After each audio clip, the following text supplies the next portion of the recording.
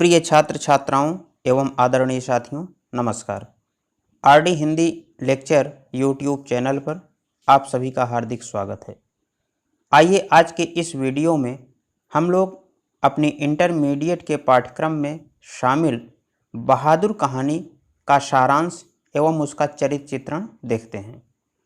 तो आइए सबसे पहले देखते हैं बहादुर कहानी का सारांश। बहादुर अमरकांत द्वारा रचित एक मनोवैज्ञानिक एवं चरित्र प्रधान कहानी है, जिसमें मध्यम वर्गीय परिवारों की झूठी शान शौकत के साथ ही शोषित एवं दबे कुचले लोगों की दयनीय स्थिति को भी उजागर किया गया है।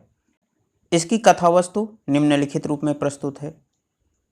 बहादुर 12-13 वर्ष का एक पहाड़ी लड़का है, जो माँ की मार और उपेक्षा से खींचकर शहर भाग आता है और एक मध्यम वर्गीय परिवार में नौकरी करने लगता है, जिसकी मालकिन निर्मला होती है। वह दिन भर घर के सारे कामकाज खुशी खुशी करता रहता है। निर्मला शुरू में बहादुर की सुख सुविधा का पूरा ध्यान रखती है, किंतु निर्मला का बड़ा लड़का किशोर बहादुर पर पूरी तरह आश्रित है।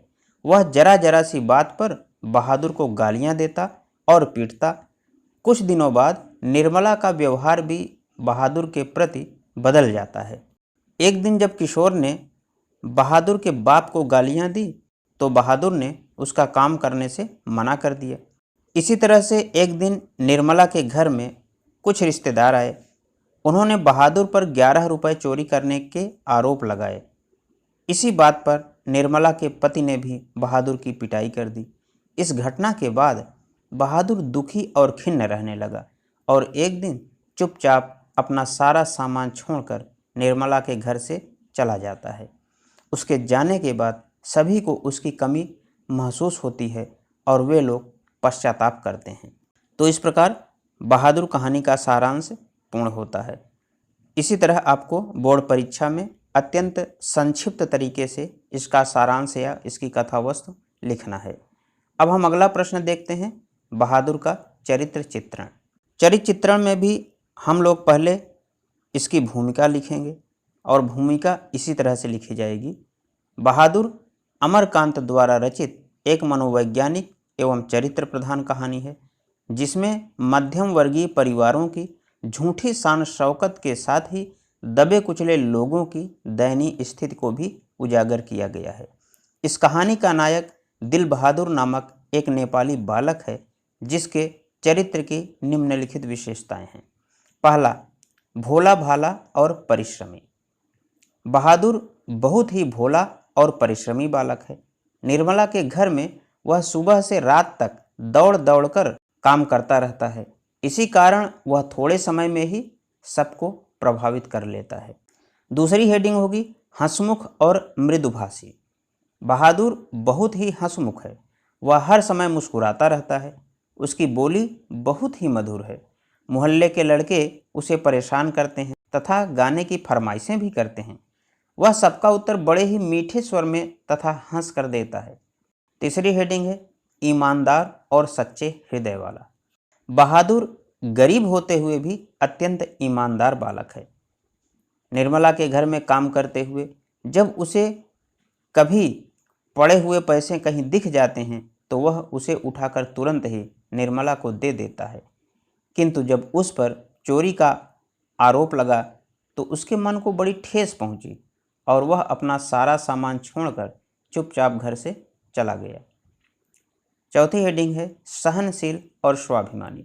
बहादुर बड़ा ही सहनशील और स्वाभिमानी लड़का है। निर्मला का पति और किशोर जब उसे बुरी तरह पीटते हैं, तब भी वह सब कुछ सहन कर लेता है।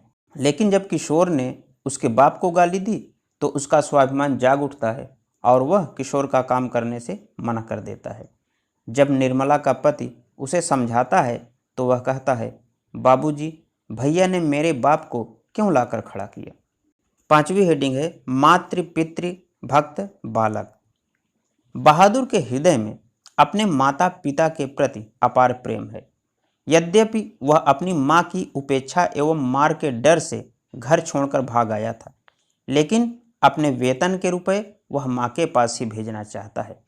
जब निर्मला उससे पूछती है कि बहादुर, तुम्हारी माँ तो तुम्हें बहुत मारती थी, फिर भी तुम अपने पैसे उसके पास भेजने के लिए कहते हो।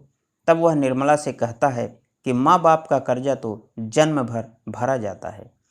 इस प्रकार हम देखते हैं कि बहादुर अपने भोलेपन, ईमानदारी एवं कर्तव्य निष्ठा से अपनी गहरी छाप सबके मन पर छोड़ जाता है। तो इस प्रकार बहादुर का चरित्र चित्रण भी पूर्ण होता है। तो इस वीडियो में मैंने आपको 2 प्रश्न हल कराए। पहला, बहादुर कहानी का सारांश या उसकी कथा वस्तु, और दूसरा, इस कहानी के नायक बहादुर का चरित्र चित्रण। इसे मैंने जानबूझ करके अत्यंत संक्षिप्त रूप में आपके सामने रखा है ताकि आप लोग बोर्ड परीक्षा के हिसाब से इसे अच्छी तरह से तैयार कर लें। आशा है यह वीडियो आपको अच्छा लगा होगा। अगले वीडियो में हम किसी और टॉपिक को देखेंगे। तब तक के लिए नमस्कार।